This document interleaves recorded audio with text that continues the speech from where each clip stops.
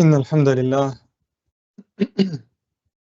نحمده ونستعينه ونستغفره ونعوذ بالله من شرور أنفسنا ومن سيئات أعمالنا من يهده الله فلا مضل له ومن يضلل فلا هادي له وأشهد أن لا إله إلا الله وحده لا شريك له وأشهد أن محمدا عبده ورسوله صلى الله عليه وعلى آله وسلم تسليما كثيرا.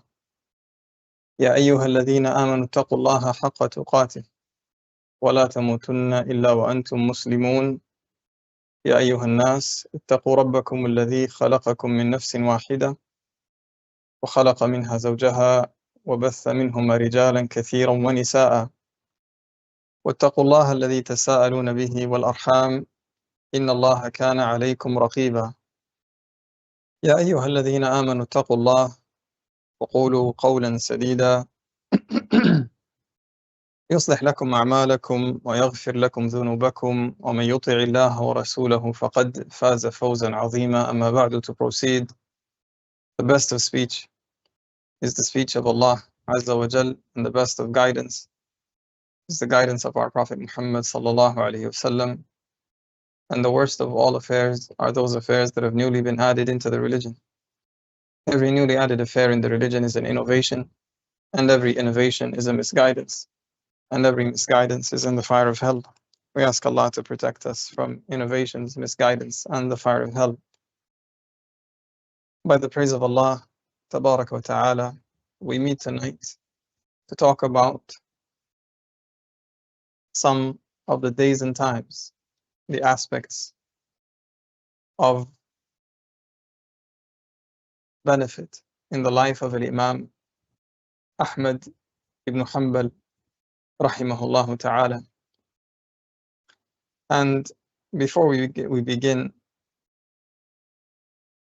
I want to briefly remind that the reason we come together to talk about some of these role models from the predecessors in this ummah is so that we can find inspiration in their ways to help us keep up the good fight in these times that we live in.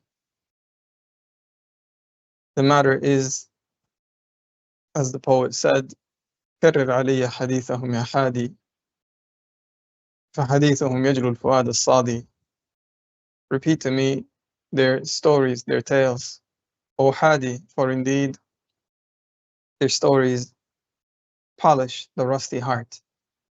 Al-Hadi is the companion that comes along with the caravan and sings to the camels to encourage the camels to move faster, and thus shortening the distance for the travelers. The camels would enjoy his voice and they would move faster. So this poet is likening the stories of the righteous predecessors to the singing of the Hadi. It causes one to find renewed vigor and zeal to pursue the pleasure of Allah Tabarak wa Ta'ala and follow the haqq. We ask Allah Jalla wa Ala to make this beneficial for all of us and to make it a reason for the revival of our Iman and a proof for us, not a proof against us. And we ask Allah Jalla wa Ala to have mercy upon and forgive and raise the ranks of Imam Ahmed Rahimahullah Ta'ala, who we are going to be discussing some of the aspects of his life today. There's a lot to cover, and we will do our best to try to get the majority of it, bi'idhnillah ta'ala. We begin with mentioning his name and his lineage. His kunya is Abu Abdullah Ahmed ibn Muhammad ibn Hanbal ibn Hilal ibn Asad ibn Idris ibn Abdullah ibn Hayyan ibn Abdullah ibn Anas ibn Auf ibn Qasit ibn Mazin ibn Shayban. This is why they call him Shaybani, because he comes from that lineage. Ibn Dhuhl, this is why they call him Dhuhli. ibn Tha'laba, ibn Ukaba, ibn Sa'b, ibn Ali, ibn Bakr, ibn Wa'il. So he is from the tribe of Banu Bakr ibn Wa'il. And this is a lineage that is famous in the lineages of the Arabs. So Imam Ahmad is certainly from the Arabs. And Banu Bakr ibn Wa'il, they actually share a lineage. If you keep going up the chain of grandfathers, they share a lineage with Rasulullah sallallahu alaihi wasallam. They meet in the family tree with Rasulullah sallallahu alaihi wasallam at Nizar ibn Ma'ad ibn Adnan. He was born, according to his own words, in the year 164 to the hijrah of Rasulullah sallallahu alaihi wasallam in the month of Rabi' al-Awwal. His father was enlisted in the soldiers of the city of Marw from the lands of Khurasan. Obviously today the names have changed. Marw is now known as Merv, and it's no longer Khurasan, it's Turkmenistan. And if you want to look it up in the map, look for Mary, the city of Mary, in Turkmenistan. And then look just a little bit outside of Mary, you're going to see a small village called Merv. His father died at the age of 30. He died pretty young. And so Imam Ahmad was raised as an orphan. It is mentioned that he was only 3 years old when his father passed away. And so his mother took over raising him by herself.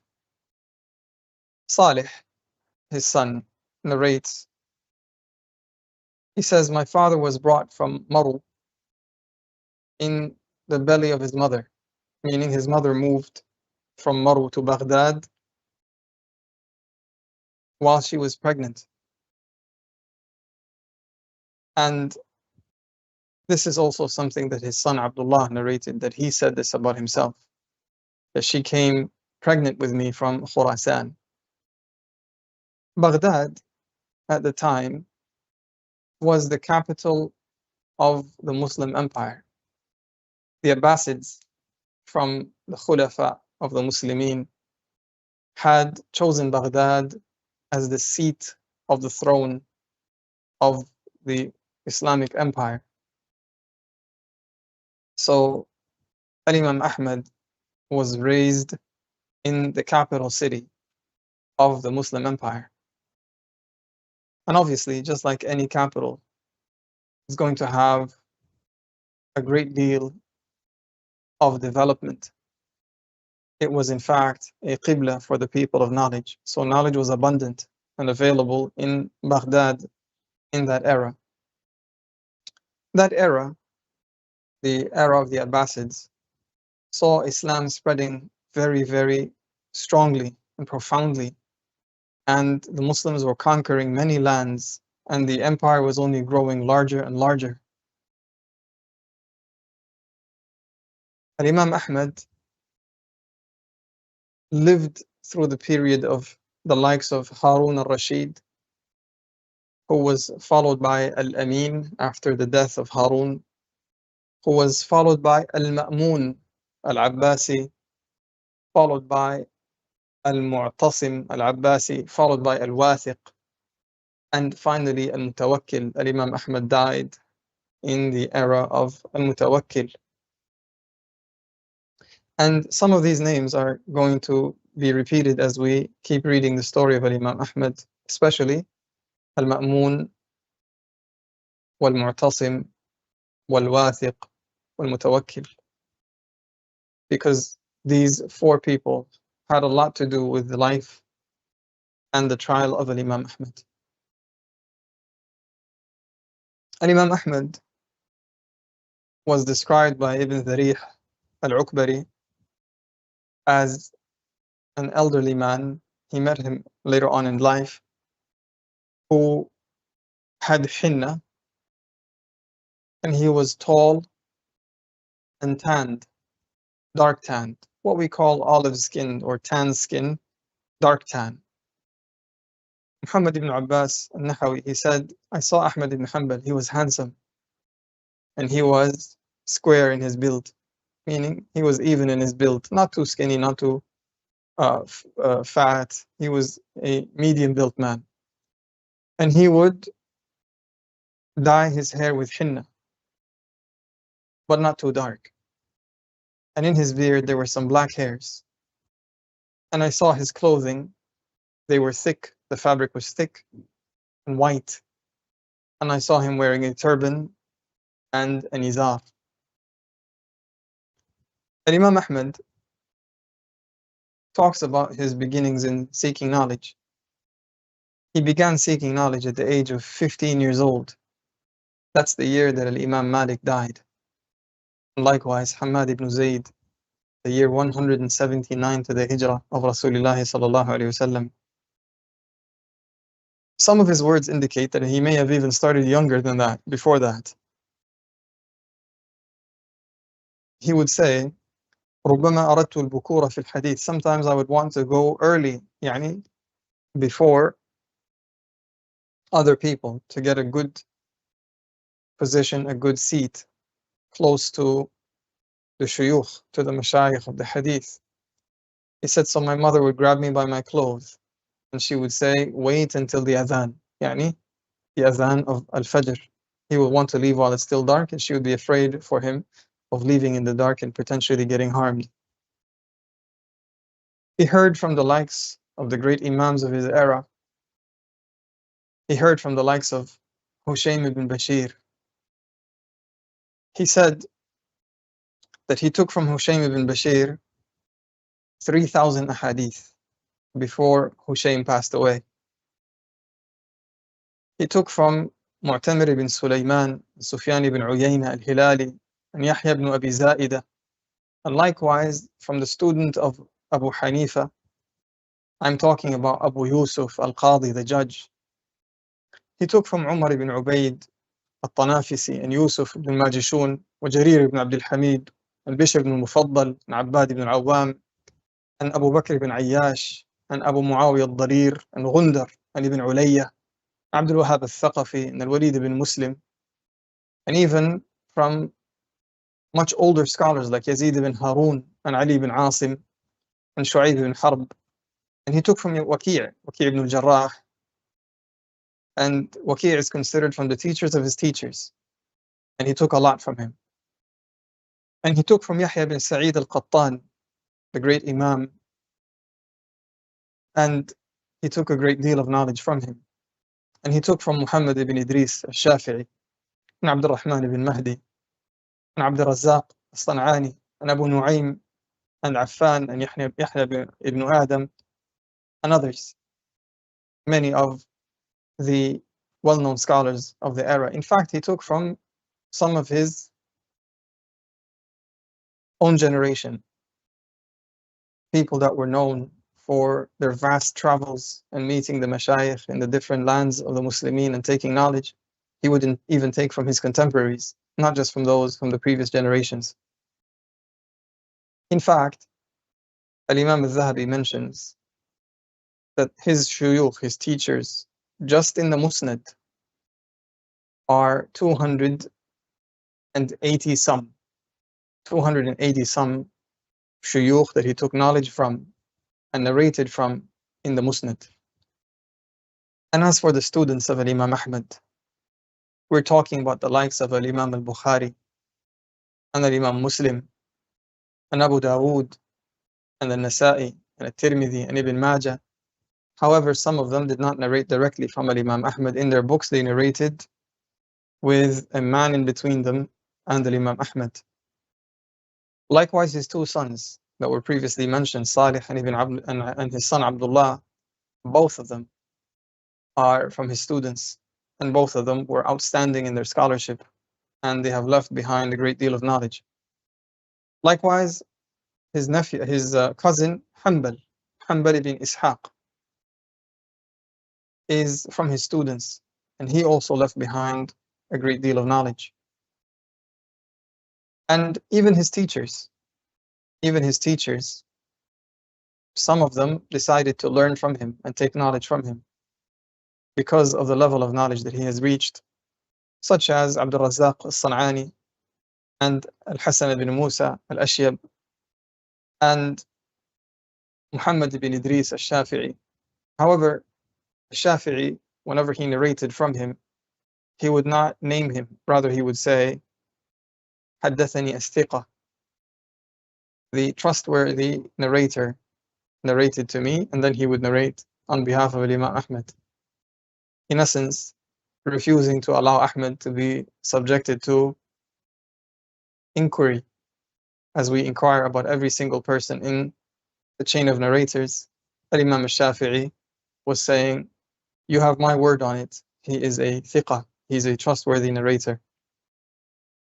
And from his contemporaries and from his teachers also, Ali ibn al-Madini, Yahya ibn Ma'in, and Duhaym, Ahmad ibn Salih al-Misri, and Ahmad ibn Abi al-Hawari, Muhammad ibn Yahya al-Zuhli, and Ahmad ibn Ibrahim al-Dawraqi, and others. Even the likes of Abdul Rahman ibn Mahdi narrated from Imam Ahmed. And he had tremendous patience in the affair of knowledge and zeal for it that was seldom matched. And Allah subhanahu wa ta'ala granted him a great deal of perseverance and grit, such that he showed tremendous endurance in the pursuit of knowledge. And Imam Ahmed said about himself, I married at the age of 40. I married at the age of 40. So Allah then granted a great deal of good. The reason Imam Ahmed delayed marriage is because of his need for knowledge. He wanted to be free to travel and roam the lands of the Muslimin and meet the scholars, because he only stayed in Baghdad for a limited amount of time, roughly around 5 years, until his sheikh, his main teacher, Hisham ibn Bashir, died at that particular stage of his gaining knowledge. Once Hisham ibn Bashir died, he began traveling far and wide to seek the knowledge of the hadith of Rasulullah sallallahu alaihi wasallam. And the first of his journeys was to Al-Kufa. His son Salih narrates some of this. He said, I heard my father saying, Hushaym passed away. So I went out to Al-Kufa in the year 183 to the Hijrah. For those of you who are keeping track, how old is Imam Ahmed when Hushaym ibn Bashir died and he went out to Al-Kufa? Share the benefit with the brothers and sisters in the chat. Jazakumullah khairan. And then he said, and the first time I traveled to Al-Basra was in the year 6, meaning 186. And I went out to Sufyan the year 7. Very good. I see somebody posted the answer 19. However, Imam Ahmed himself, it is mentioned that he said he was 20. So perhaps it was just that 1 month that was left to get to the age of 20. He said he left out to Sufyan at the year 7, meaning 187. He said, and Al-Fudayl ibn Iyad had passed away. And he said, and I performed the Hajj 5 times. Why is this being mentioned in his journey to seek knowledge? Because Hajj is one of the most reliable ways for the students of knowledge to meet the scholars. Where is a place that you can really depend upon the possibility of meeting a great deal of scholars? It is Hajj. So Imam Ahmed said, I performed the Hajj 5 times. Now, performing the Hajj 5 times in our era would show that someone has a great deal of patience. Hajj is not easy. And this is despite the fact that you may be traveling by airplane or by train or by air-conditioned vehicles, etc. What think you of a man coming from Baghdad back before airplanes, trains, and air-conditioned vehicles? But then listen to what he said. Minha thalathun rajila. Amongst them, 3 times on foot. He made the Hajj 3 times on foot. He said, I spent in one of them 30 dirhams, 30 silver coins. Meaning he was on a very, very limited budget. And this means that the travel was extremely uncomfortable with such limited means. However, Imam Ahmed had patience. He said Ibn al-Mubarak came in the year 79. And this was the beginning of my seeking knowledge from Hisham. So I went to his gathering, the gathering of Ibn al-Mubarak, and they said he already left to Tarsus. He said, and I had jotted down, I had written from Hisham more than 3,000. Salih, his son, he narrates that his father said, Hisham passed away and I was 20 years old, and I have memorized what I have heard from him. Those of you who are keeping track, share with us the benefit. How many years did it take Imam Ahmed to memorize more than 3,000 hadith by heart, verbatim? How many years did it take Imam Ahmed to memorize more than 3,000 hadith?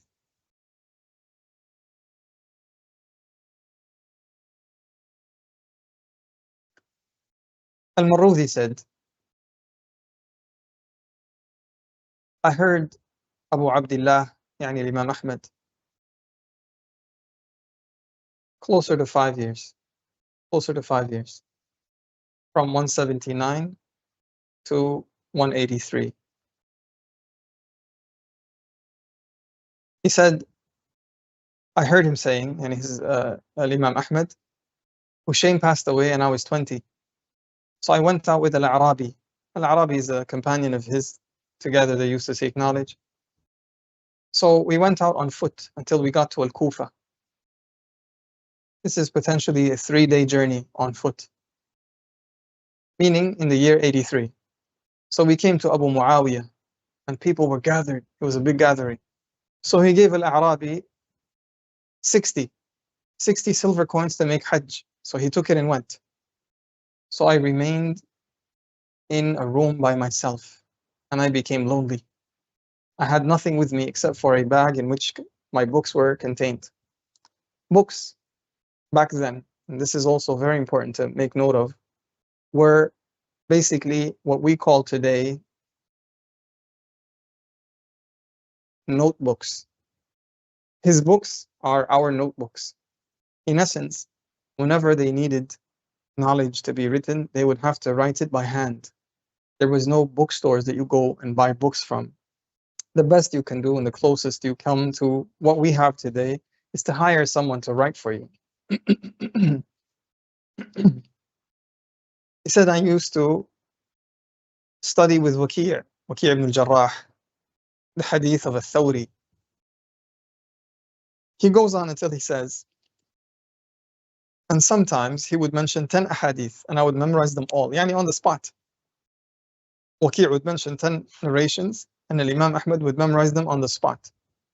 So once he leaves, yani Waki' leaves the gathering, the other students would say to Imam Ahmed, please repeat them for us. He said, so I would repeat them word for word and they would write down whatever they missed. Abdullah ibn Ahmed, he says, my father said to me, take any of the books of Waki' from that which is categorized.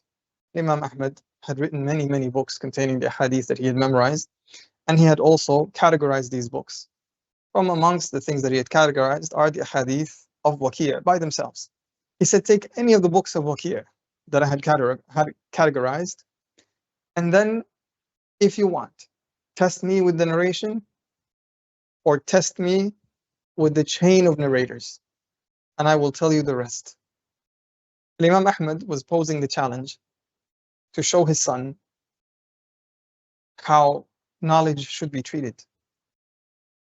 So he said to him, test me with the narration, and narrate to me the hadith. I will tell you which chain of narrations goes with this hadith from memory. Or test me with the chain of narrators. Tell me, Fulan said that Fulan said that Fulan said that the Prophet ﷺ said, And I will tell you which narration comes after that.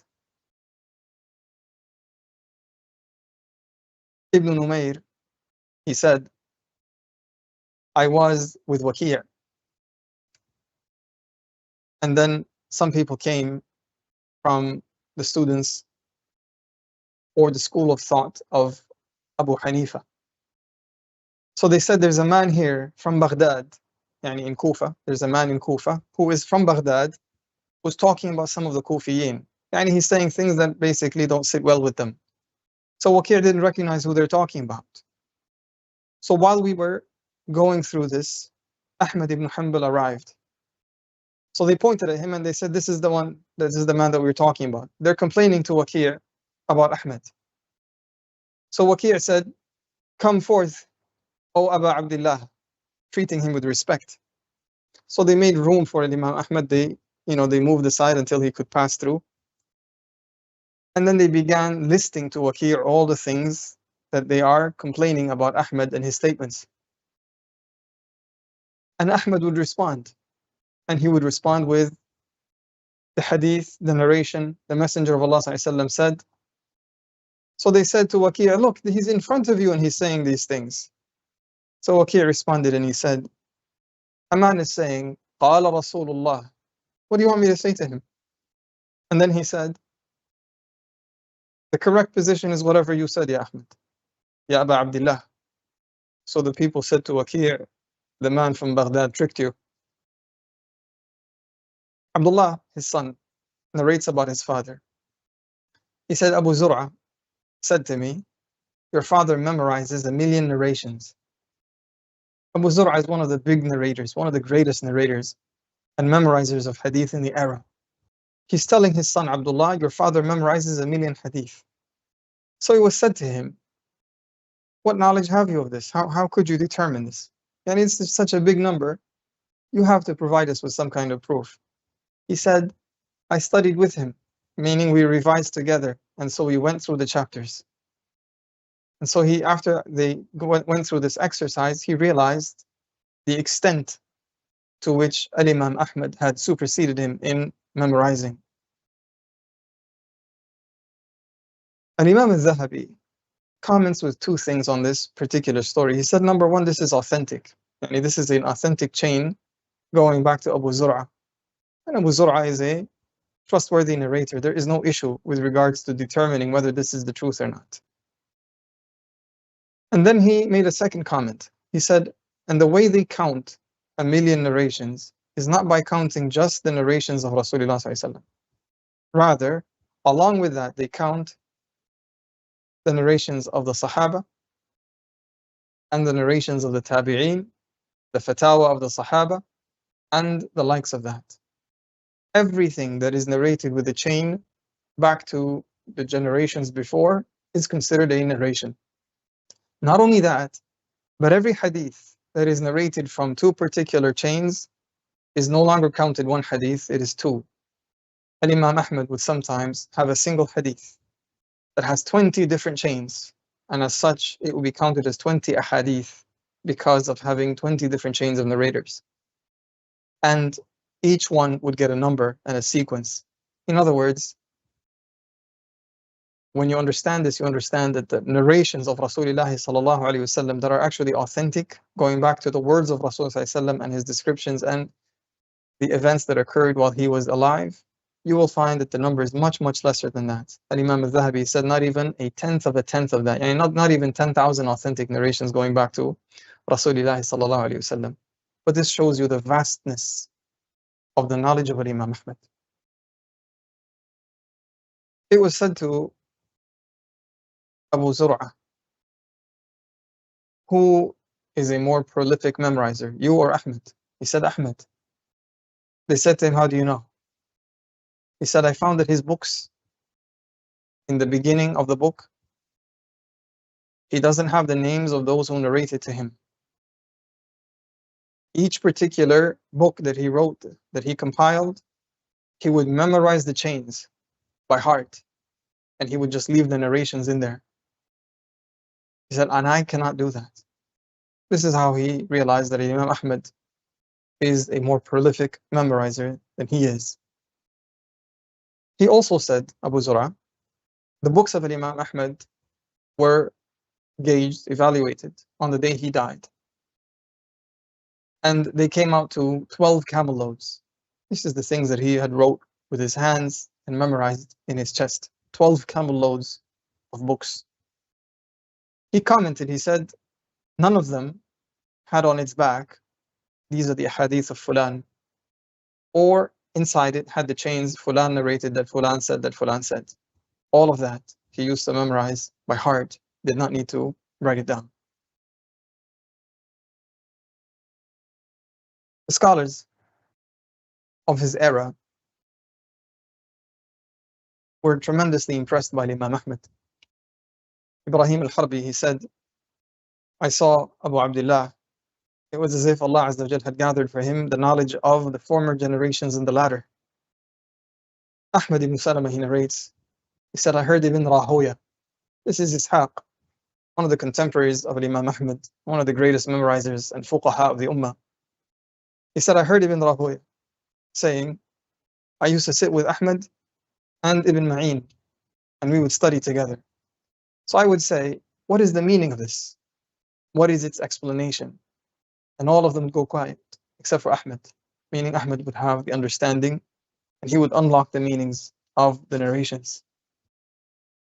Ibrahim ibn Shammas, he said, I heard Waki' and Hafs ibn Ghiyath. These are from the scholars, from the previous generation. We already saw some of the things that had transpired with regards to Waki'. He said, I heard Waki' and Hafs ibn Ghiyath saying, no one has come to Al-Kufa like that young man, meaning Ahmed ibn Hanbal. And it is said that Ahmed came to Hussein al-Ju'fi with a big letter that contains recommendations. He was hoping that with these recommendations, when he presents them to Hussein al-Ju'fi, he would begin narrating his hadith to him. So Hussein said to him when he saw the letter, Ya Aba Abdullah, do not place between you and I an intermediary, someone to intercede, because you're not going to bring forth to me anyone that is bigger in my eyes than you are. Ibn Rahoya, he said, I heard Yahya ibn Adam saying, Yahya ibn Adam is one of the teachers of Imam Ahmed, one of the senior scholars. Ibn Rahoya is saying, I heard Yahya ibn Adam saying, Ahmed ibn Hanbal imamuna. Ahmed ibn Hanbal is our role model. This is what one of his teachers said. Yahya ibn Sa'id al-Qattan, the great Imam, he said, no one has come upon us like these two, Ahmed and Yahya ibn Ma'in. And no one has come to me from Baghdad more beloved to me than Ahmed ibn Hanbal. Ahmed ibn Hanbal later on narrated, he said, when it was time for me to leave, it was a very difficult day upon Yahya ibn Sa'id al-Qattan.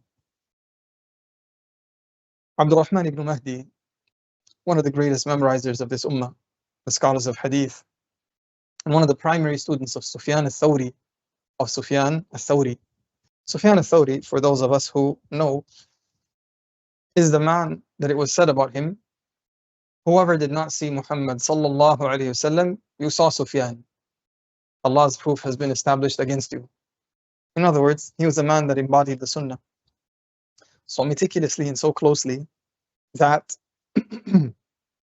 he was considered the Hujjah, the proof of Allah against his creation in his era. Abdul Rahman ibn Mahdi, his student of Sufyan, one of the great scholars himself in his own right, he talked about the students of hadith. And then he said, the one who knows most the narrations of Thawri is Ahmed ibn Hanbal. Then Ahmed ibn Hanbal showed up.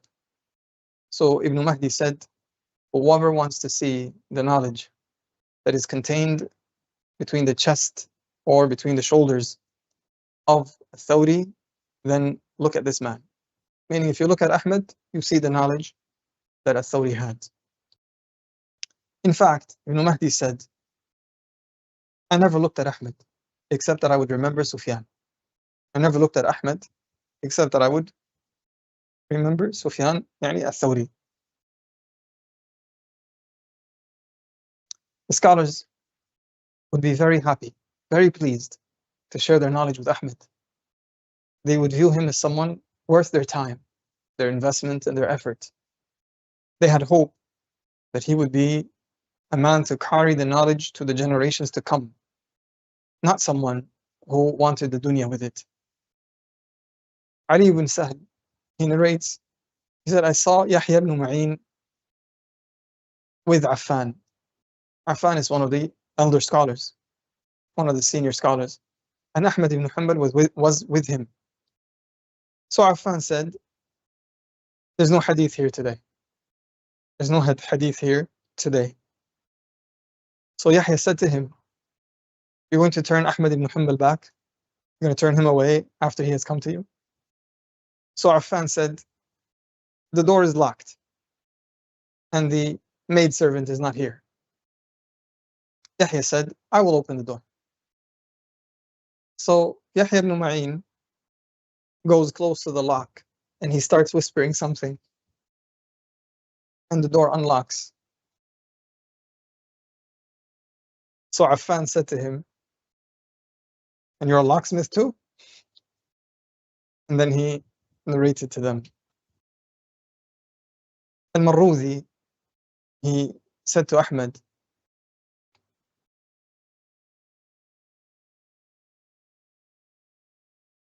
did you really pass out? Did you really pass out when you were in the company of Ibn Uyayna? He said, yes. In the alleyway, the crowds were rushing. People rushed me until, because of the exertion, I passed out. It is narrated that on that particular day, when Sufyan heard that Ahmed had fallen, he thought he had died. So Sufyan said on that day, how can I narrate after the best of mankind has passed away? Meaning the best of mankind in his era. This is Sufyan ibn Uyayna.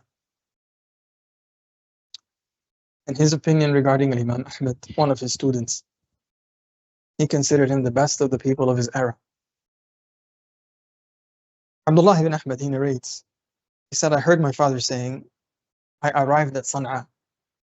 Sana'a, the capital of Yemen. In other words, he was going to Abd al-Razzaq San'ani, the great Imam. He said, I arrived at Sana'a, I and Yahya ibn Ma'in. So we went to Abd al-Razzaq in his village. Yahya stayed behind. So when I went to his door to knock at the door, a grocer, someone with a store, a grocery store, across from the house, he said to me, Mah, cease, don't knock. The Shaykh must be respected. He said, so I sat until it was a little bit before Maghrib. Abd al-Razzaq stepped out. So I jumped up to him. And in my hand, I had some narrations that I had chosen, that I had pre-selected, and I was going to ask him to narrate these specific narrations to me. I want to hear them directly from him. So I gave the salam, and I said to him, narrate these to me. May Allah have mercy upon you. I'm a stranger here. And he's asking to be treated kindly for being a stranger. So he said to him, and who are you? And he spoke to him roughly. So I said, I'm Ahmad ibn Hanbal. He said he immediately calmed down and he hugged me. He said, by Allah, you are Abu Abdullah? And then he took the narrations and he started reading them. And he kept on reading until it turned dark. So he said to the grocer, bring the lantern. And he wanted to continue reading. Abd al-Razzaq was also heard saying, Abd al-Razzaq al-San'ani was also heard saying, if this man lives long enough, he's going to become the Khalifa of the scholars, the replacement of the scholars. Abu Ishaq al-Jawzajani, he said, Ahmad ibn Hanbal used to lead the salah with Abd al-Razzaq. And during his stay in Yemen, Abd al-Razzaq would have him lead the salah. So he made a mistake in salah. So Abd al-Razzaq asked, later he asked, what's the matter with him? So he was told that Ahmed did not eat anything for 3 days. In other words, Imam Ahmed would not make a mistake unless there was something going on. This is why Abd al-Razzaq asked. He didn't eat anything in 3 days, showing you how much patience he had in the pursuit of knowledge. He didn't say, this is enough, let me go find a job, or let me go back to my hometown, to my people. Rather, he persevered and had trust in Allah that Allah would aid him to continue on his journey with seeking knowledge. Al-Marudi said, Abu Abdullah said to me, we were with Yazid ibn Harun, and Al-Mu'ayti was there, and Abu Khaythama, and Ahmed. Again, Yazid ibn Harun is one of the older scholars from that era. He died in the year 206. Maybe you should make note of this date because it's going to become more relevant as we keep going on in the story. Yazid ibn Harun died almost 90 years old at the year 206. This story, Ja'far ibn Maymun, he says, I heard my father saying, we were with Yazid ibn Harun, and Al-Mu'ayti was there, and Abu Khaythama was there, and Ahmed. And Yazid was a man who was lighthearted and liked to joke around. So Al-Mu'ayti said something to him. So Yazid said something back. So Imam Ahmed made a sound called a nahnaha. Nahnaha is to basically say, the sound is called in Arabic a nahnaha. So he turned, Yazid ibn Harun turned, and he said, who is it? Yazid ibn Harun had gone blind by that point in time, so apparently he's asking because he couldn't recognize who it is. So they said, Ahmed ibn Hanbal. So he said to those present, أَلَا أَعْلَمْتُمُونِي أَنَّهُ هَاهُنَا. Shouldn't you have told me that he is here? Meaning that he would not joke around if he knew that Ahmed was sitting in his gathering. Al-Marudi, he said, I heard some of the people from Wasit. Wasit is the city that is midway between Al-Kufa and Al-Basra. I heard some of the people of Wasit saying, I've never seen Yazid ibn Harun stop his joking for anyone except for Ahmed ibn Hanbal. Ahmed ibn Sinan al-Qattan, he said, I've never seen Yazid ibn Harun show more respect to anyone than Ahmed ibn Hanbal, nor did I see him honor anyone as much as he honored him. He used to make him sit next to him, and he would treat him with great regard, and he would revere him, and he would not joke around with him. In fact, his teacher, Abd al-Razzaq al-San'ani, he said, I've never seen anyone with more fiqh, more understanding, nor more wara', more fear of Allah than Ahmed ibn Hanbal. Al-Imam al-Zahabi had to comment here on this particular choice of words. He said, Abd al-Razzaq is saying, I've never seen anyone with more of these qualities than Ahmed. Having seen the likes of Thawri and Malik and Ibn Jurayj, Al-Muzani, one of the primary students of Imam al-Shafi'i, he said, the Shafi'i said to me, I saw a young man in Baghdad. If he said, Haddathana, it was narrated to us, everyone would say, he has said the truth. So Al-Muzani was intrigued. He said, who is he?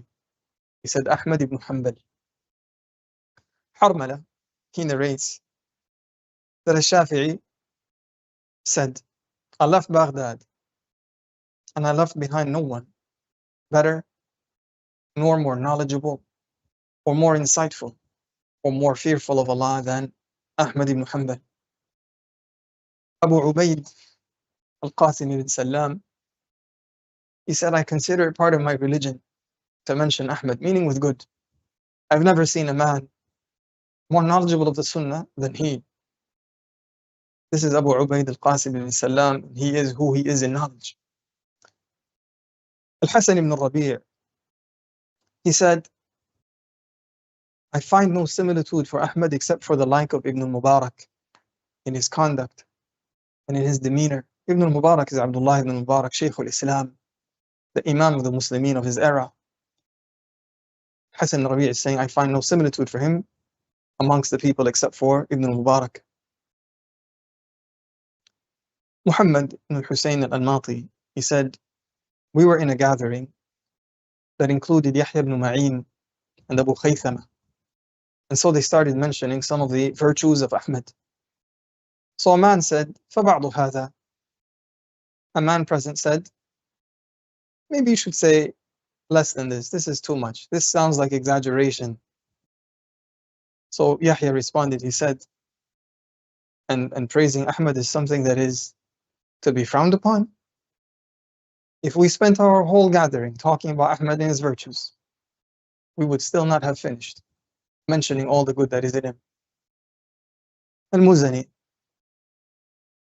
was heard saying, Al-Muzani is one of the biggest scholars from the students of Al-Shafi'i. He was heard saying, Ahmed ibn Hanbal on the day of the Mihna. The Mihna is the trial that occurred to Imam Ahmed at the hands of the Khulafa, Al-Ma'mun, and then Al-Mu'tasim, especially the day of the trial at the hands of Al-Mu'tasim. This is called Al-Mihna.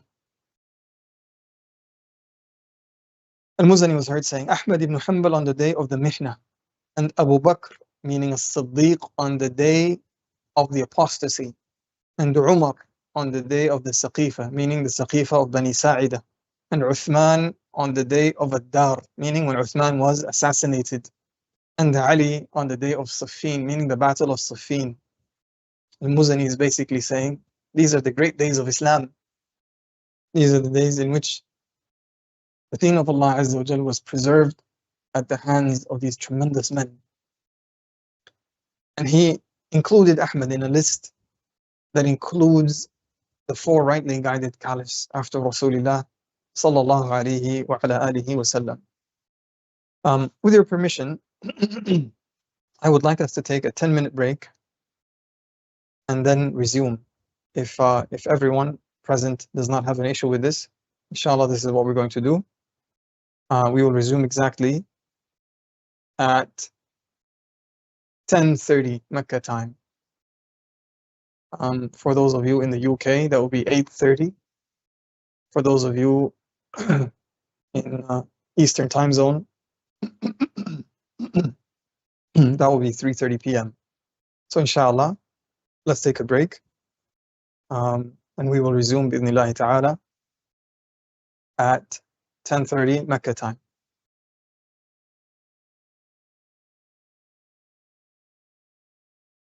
Assalamu alaikum wa rahmatullahi wa barakatuh. Alhamdulillah wa salatu wa salam ala rasulillahi wa alihi wa sahbihi ajma'in. Moving on to the mannerisms of Imam Ahmed. Al-Marudi said, I saw Abu Abdullah whenever he was at home. Mostly he would be found sitting with his legs folded under him. And he would be sitting in a very humble way. However, whenever he was outside, this type of humbleness would not show upon him. And I would frequently enter and find him reading in one of his books, meaning the books of hadith. Sulaiman al-Shadhakuni, he said, I was present when Ahmed had to put his satl as collateral for an amount he owed to a grocer. Basically, the grocery store allowed him to take merchandise if he left something as collateral.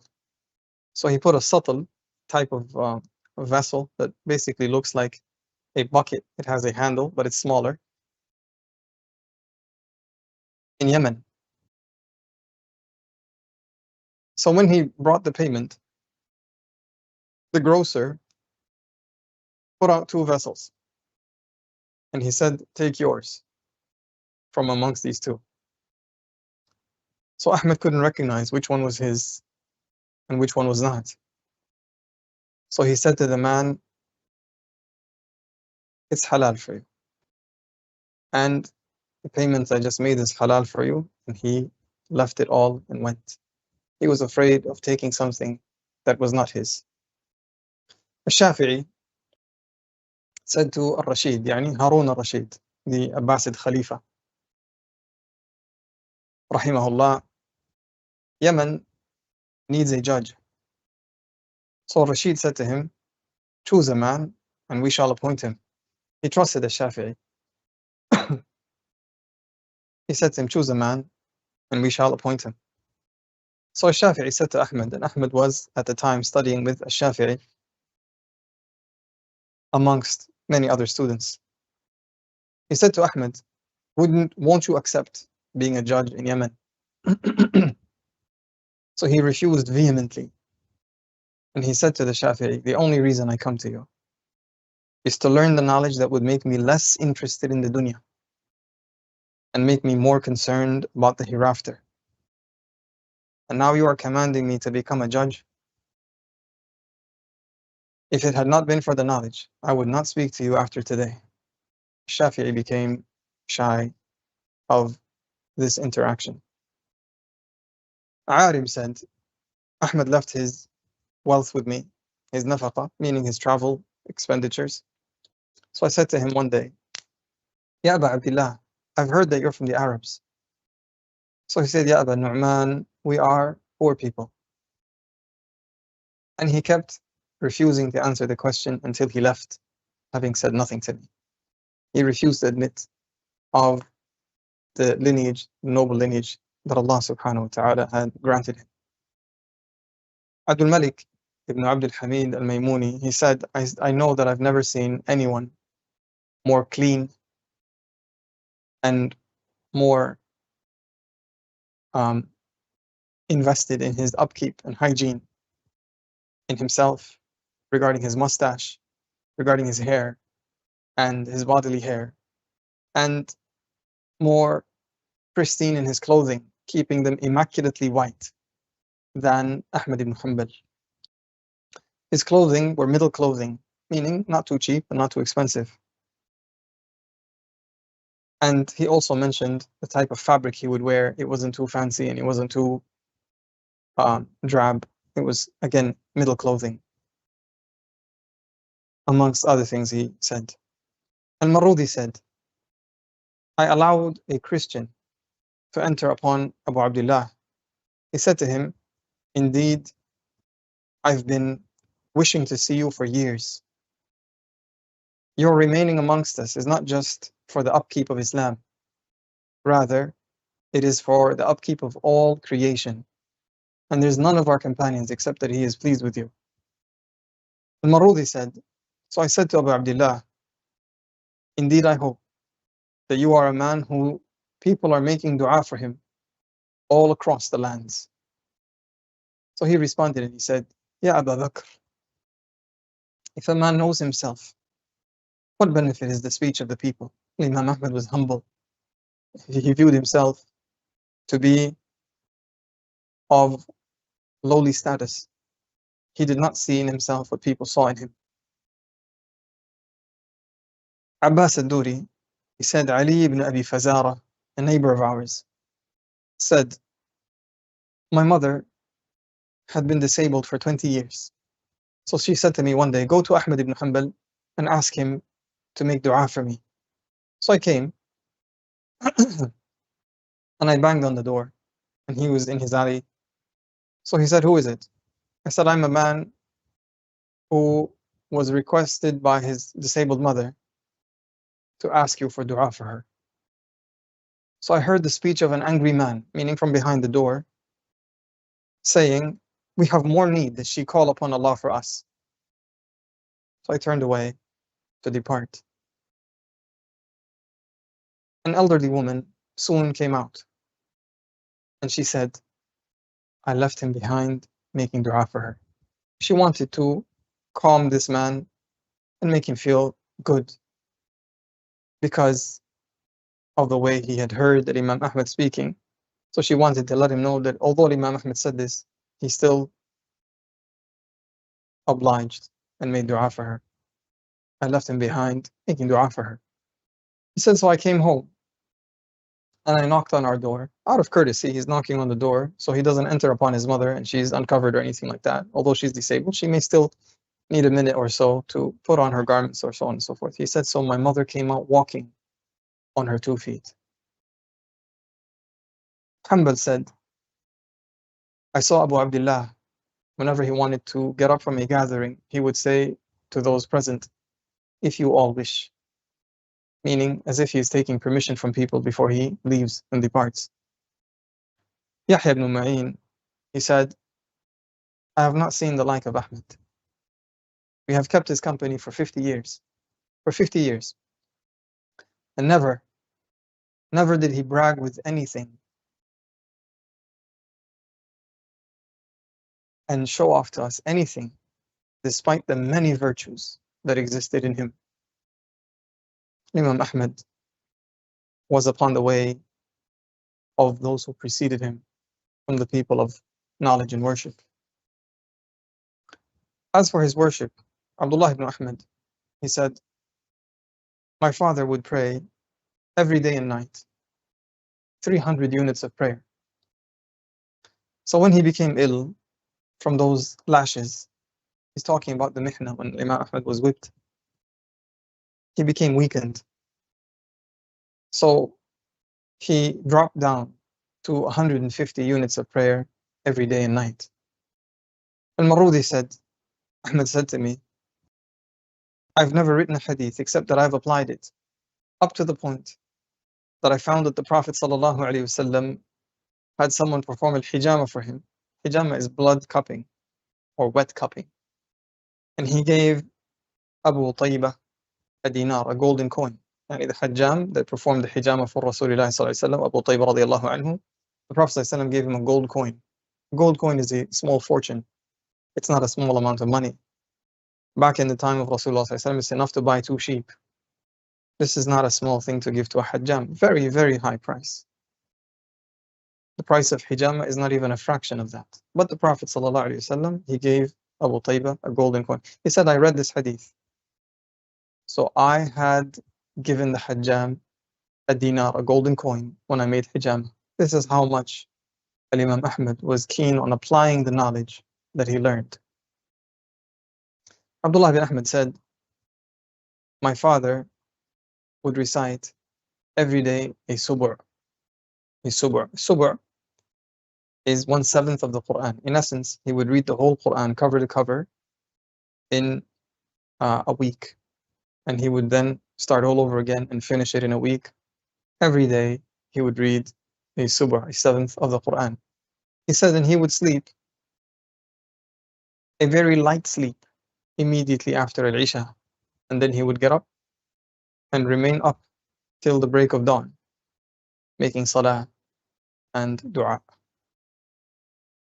As for his family, Zuhair ibn Salih, the grandson of Imam Ahmed, he said, my grandfather, yani Imam Ahmed, married Abbasa bint al-Fadl. She was an Arab. And she gave birth to none but my father. She only had one child, Salih, for Imam Ahmed. Salih was a scholar. And then she passed away. He married Rayhana after her. So she gave birth to my uncle Abdullah, and then she passed away. So Imam Ahmed then purchased Husna, a maid, and she gave birth to Zainab, Ali, and she gave birth to Al-Hassan, Al-Hussein, a pair of twins, but they did not live long. They shortly died after their birth. And then she gave birth to Al-Hassan and then Muhammad, and they both lived to close to the age of 40. And then she gave birth to Sa'id. Muhammad was born very late in the life of Imam Ahmed. When Imam Ahmed was very sick near the end of his life, Muhammad had just started walking, so he was very happy with him. And as for Sa'id, he was literally born 50 days, just 50 days before the death of Imam Ahmed. As for the fitna, known as the mihna, it is one of the most unique stories in the history of Islam, filled with lessons and moments of contemplation. If we were to do it justice, talking about al-mihna should be covered in about 2 or 3 classes by itself, to really break it down and take all the benefits that are found in it and cover what the scholars had mentioned. Salih, the son of Imam Ahmed, he wrote a book called Al-Mihna. Hanbal ibn Ishaq, his cousin, wrote a book called Al-Mihna. Abdul Ghani al-Maqdisi, he wrote a book called Al-Mihna. Ibn al-Jawzi in Akhbar Ahmed also talked about Al-Mihna. Ibn Kathir, he put a great deal of knowledge regarding Al-Mihna in Al-Bidayah wal-Nihaya. Likewise, Al-Dhahabi in Siyar Alam al-Nubala. In fact, there are others from the people of knowledge like Abu Bakr al-Khallal and others that have talked about Al-Mihna prolifically. So to attempt to cover Al-Mihna in these few short moments that we have is not going to do it justice. But we ask Allah subhanahu wa ta'ala to allow us to do what we can and to grant us blessing and barakah, benefit in the little that we can mention about it. The beginning of the fitna was at the hands of Al-Jahmiyyah. Al-Jahmiyyah are the followers of Al-Jahm ibn Safwan, who he himself is a follower of Al-Ja'd ibn Dirham. Al-Ja'd ibn Dirham introduced by way of trickery, conniving, and scheming a Jewish plot to disturb the creed, the belief system of the people of Islam. This was inherited from this chain of darkness upon darkness, from the Jews onto Al-Ja'd ibn Dirham, onto Al-Jahm ibn Safwan, and finally in the era of Imam Ahmed, Bishr ibn Ghiyath al-Mirrisi. Bishr ibn Ghiyath al-Mirrisi was deemed a kafir by the scholars of the era. In fact, the Khalifa Harun al-Rashid had said, "It has reached me that Bishr al-Mirrisi is saying the Quran is created. I owe it to Allah that if Allah gives me power over him, I will sever his neck." Ad-Dawraqi, he said, Bishr ibn Ghiyath remained in hiding for the duration of the life of Harun al-Rashid. And when al-Rashid passed away, he re-emerged. Now, this particular statement, the Quran is created, is actually the tip of the iceberg. What is behind it is even more sinister, far more dark and evil. What they were after, these innovators, they were attempting to liken Allah subhanahu wa ta'ala to the idols. They wanted the Muslimin to believe that Allah cannot speak, that Allah does not speak. And as such, the only way the Quran could have been revealed is by way of creating it. In other words, Allah is incapable of speech until He creates speech. And likewise, everything else that the Muslimin believe regarding the descriptions and attributes of Allah subhanahu wa ta'ala, they denied. So according to them, Allah cannot hear, Allah cannot see, etc., etc. They were deniers of the attributes of Allah Jalla wa Ala. In fact, those who went to extremes from amongst them would even deny His names.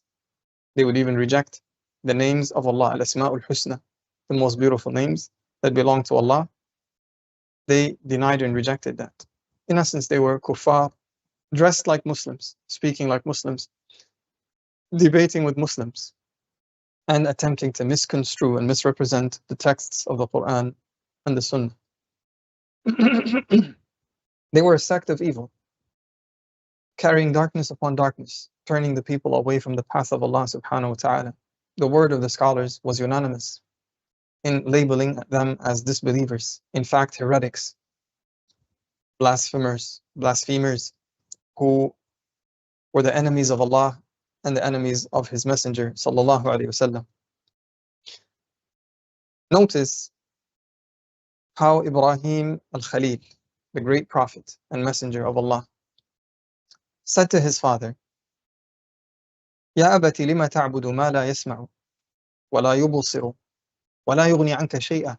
O my father, Why do you worship that which does not hear, nor can it see, nor can it help you any? He was basically blaming his father for the poor choice he made, worshipping an idol that is both blind and deaf, nor could it benefit him anything. And then he said to his father, يا أبت إني قد جاءني من العلم ما لم يأتك فاتبعني أهدك صراطا سويا. Oh my father, knowledge has come to me that has not come to you, so follow me, and I shall lead you to a righteous path. Ibrahim was saying that knowledge dictates to believe in Allah and worship Him alone, the one who sees all and hears all, and can benefit you regardless of what situation you may be going through. This is the creed and belief system of the prophets and the messengers. And as for Al-Jahmiyyah, the likes of Bishr al-Mirrisi and his followers, they were upon the creed of the idol worshippers. وَالْعِيَاذُ بِاللَّهِ.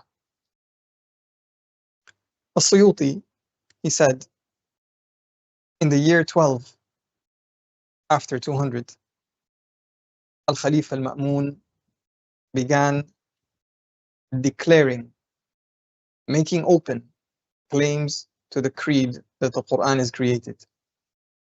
After Al-Rashid died, came Al-Amin, and he didn't stay in power for long. He passed away, and then Al-Ma'mun took over. Once Al-Ma'mun took over, he began working diligently with the people of innovation, having the works of the philosophers from other nations, the Greek philosophers and so on and so forth, translated into Arabic and being spread in the Ummah. And he brought close to him, in positions of power, the innovators from the followers of Al-Jahmiyyah, the followers and students of Bishr al-Mirrisi and others. And it took him some time to get to the point where he could make the public claim that the Quran is created, but eventually he got there in the year 212. Yahya ibn Aktham, he said, Al-Ma'mun said to us, had it not been for Yazid ibn Harun, we just talked about Yazid ibn Harun, who can remind us which year Yazid ibn Harun died? I had mentioned this, and I requested that we make note of it. It's an important date. Al-Ma'mun said to us, had it not been for Yazid ibn Harun, I would have declared that the Quran is created. Ahsantum, correct, 206. 206. So it was said to him, and who is Yazid such that you will fear him? So he said to him, woe unto you. It's not because I view him to be someone in power. However, I fear that if I make this public, meaning this belief, this creed that I have, and he rejects it, the people will differ, and this will cause a fitna amongst the Muslimin. In other words, the scholars of Islam are a dam, a wall that is keeping the floods of misguidance and innovation at bay, protecting the people. And this is why the scholars of old, they used to say, موت العالم ثلمة في الإسلام لا يسدها شيء ما بقي الليل والنهار. The death of a scholar is a crack in the wall, in the dam of Islam, that is not going to be covered by anything so long as the day and night remain. This is a reminder for myself and for you all, and for everyone who hears this speech. We should hasten to ready the replacements of the scholars, because the scholars will surely one day be gone. And we need to have replacements ready. We need to have the next generation, the scholars of tomorrow, ready. We need to have them learn Arabic, memorize the book of Allah, memorize the authentic hadith from the sunnah of Rasulullah sallallahu alaihi wasallam, learn the aqidah, and become very firm in it, grounded, so that they are ready to be the replacement for the scholars when the scholars depart. This ummah will always need people of knowledge to take it by the hand to the shore of safety and not let them drown in the oceans of misguidance that the innovators want to drag them into. So this is what Al-Ma'mun said. Abdul Wahhab ibn Hakam, he said, Al-Ma'mun was so concerned about Yazid ibn Harun. He said, كان المأمون يسأل. He used to ask about Yazid ibn Harun. He didn't die yet. this is what he would say. He did not die yet. He said, and the people were not put to trial until Yazid ibn Harun passed away. In other words, much of this remained hidden behind walls, behind closed doors until the year 206, and then things started to accelerate and become more open. And then Ma'mun started putting people to trial little by little by little. Allah Jalla wa Ala said in the Quran, Bismillahir Rahmanir Rahim, Alif Lam Mim, حسب الناس أن يتركوا أن يقولوا آمنا وهم لا يفتنون ولقد فتنا الذين من قبلهم فلا يعلمن الله الذين صدقوا ولا يعلمن الكاذبين. Alif Lam Mim, do the people think that they're going to be left to say, we have believed, and then not be tested? Indeed, we have tested those before them, such that Allah will come to see, come to learn who are the truthful, and come to see who are the liars. And Allah Jalla wa Ala also said in the Quran, وَاصْبِرْ عَلَى مَا أَصَابَكَ إِنَّ ذَلِكَ مِنْ عَزْمِ الْأُمُورِ, and be patient in the face of that which has afflicted you. Indeed, that is from the matters that lead to strength. And Imam Ahmed narrates in the Musnad that the Messenger of Allah sallallahu alaihi wasallam was asked, who from amongst the people has the most severe of trials? He said the prophets, and then those who are most ideal, followed by those who are next in their righteousness, their religiousness. Every man shall be tested according to how much religion he has. So if his religion is soft, he will be tested accordingly. And if his religion is strong, he will be tested accordingly. And trials will remain upon a man until he walks upon the face of the earth, having no sins on his records.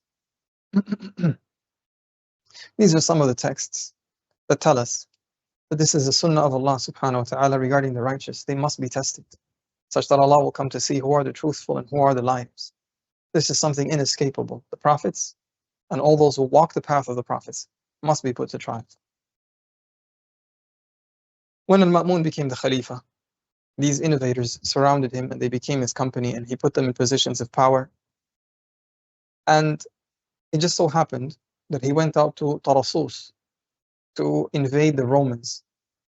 So at that time, he wrote to his wali, his governor over Baghdad, Ishaq ibn Ibrahim al-Mus'abi, commanding him to call the people to the statement, the Quran is created. And this was actually right before Ma'mun passed away. Little did he know that death was right around the corner. Just a few months later, he would pass away.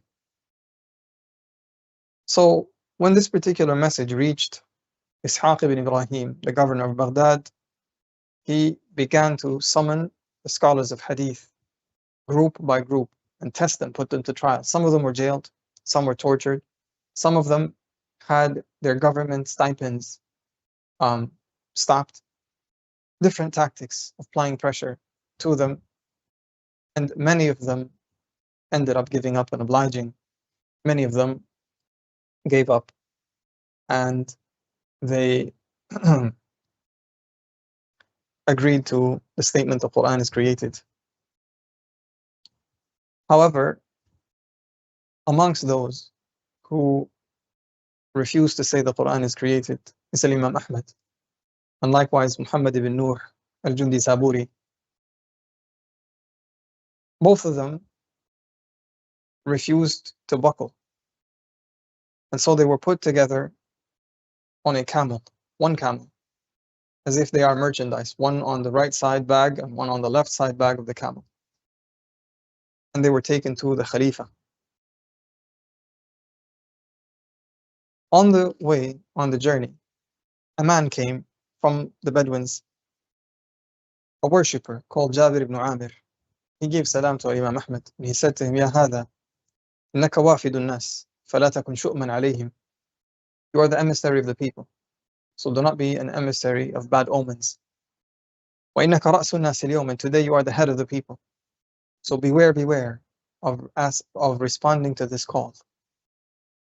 Because if you respond, the people will respond as well, and you will carry their burden on the Day of Judgment.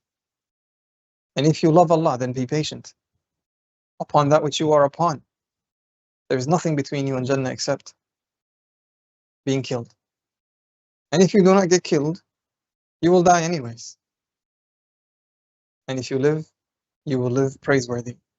Ahmed said his speech was from that which gave me strength to remain steadfast regarding that which as I was in. Imam Ahmed was jailed, and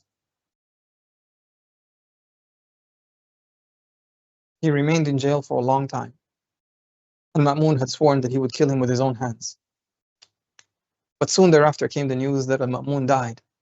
Imam Ahmed became happy, thinking that this is glad tidings. Little did he know that right after Al-Ma'mun would come Al-Mu'tasim. Al-Mu'tasim, unlike Al-Ma'mun, was not a man of knowledge. Al-Mu'tasim was actually illiterate. He was a man of strength, brute strength, of courage, a man of resolve, but he was not a man of knowledge. So when these innovators surrounded him that were around Al-Ma'mun before him, he had no clue how to respond to them and how to deal with them. So they became even more invigorated, more excited about the opportunities that are presented to them with Al-Mu'tasim being upon the throne of the Muslim empire. So Al-Mu'tasim allowed them free rein. So they allowed for Imam Ahmed to be debated in prison.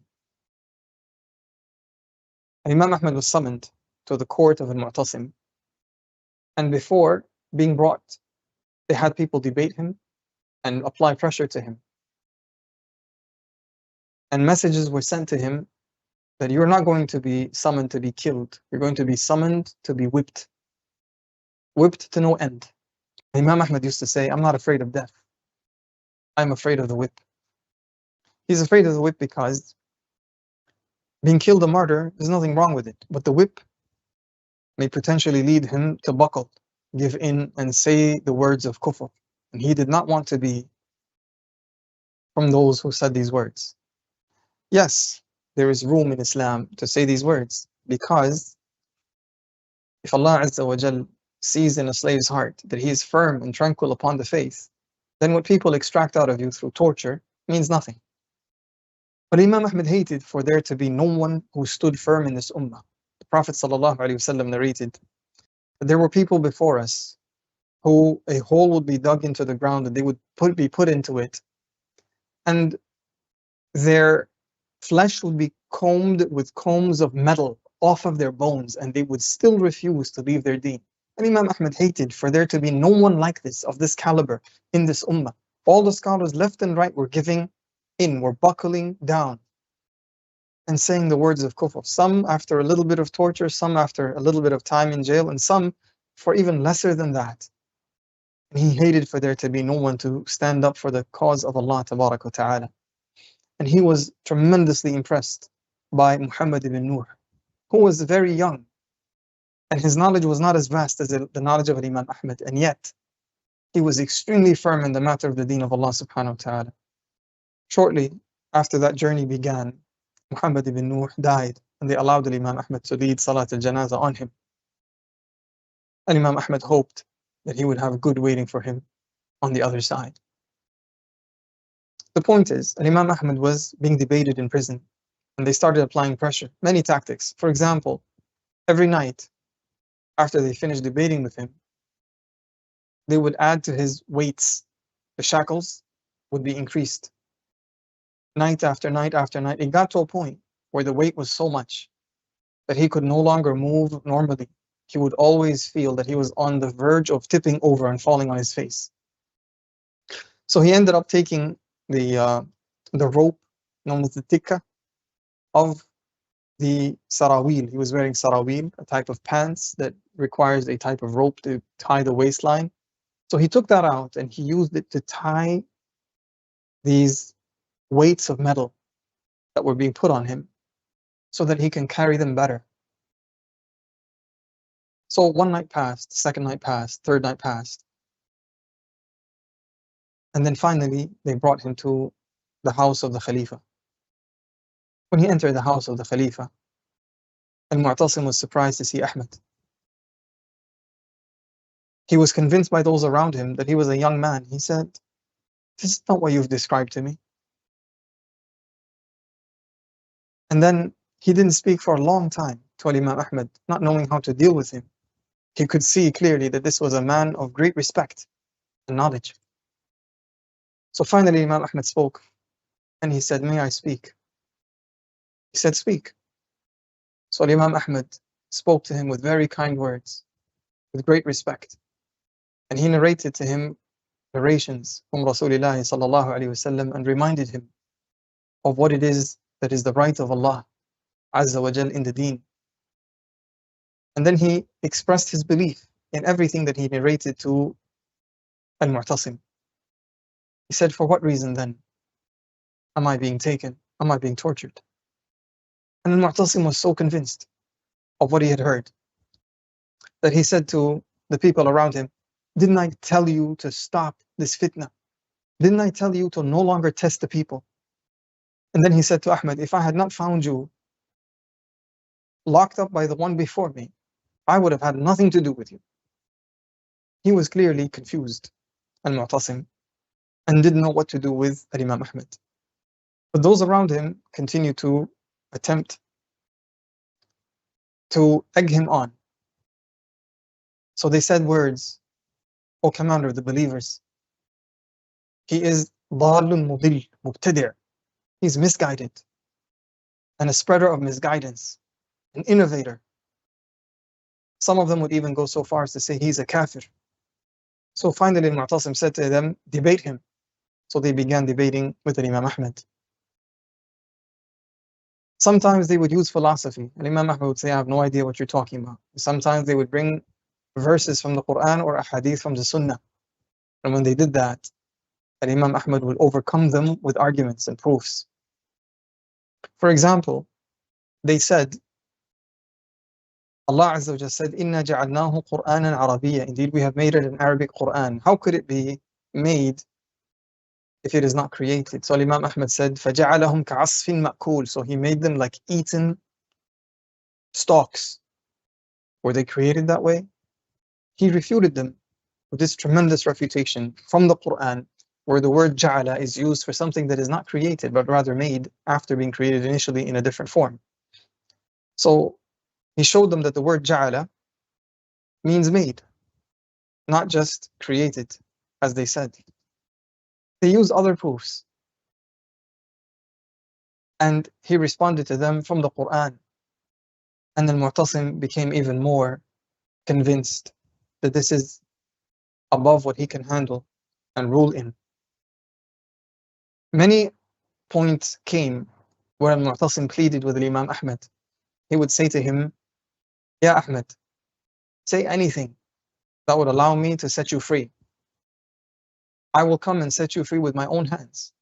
Not only so, I will be a follower of yours." And he promised him many a thing. And Imam Ahmed would always respond. Every time he pled with him, he would say, "Give me something from the book of Allah or from the sunnah of his messenger, sallallahu alaihi wasallam, such that I may adhere to it and say what it requires me to say." At one point, one of the leaders of the innovators, a man by the name of Ahmed ibn Abi Duad, he was the head of the fitna at the time. He said to him, "So you don't say anything except from the Quran and the Sunnah?" So Imam Ahmed pounced on this opportunity and he said to him, "And what is the deen but the Quran and the Sunnah? You're a man that came up with something from your own self, and now you want to force people upon it?"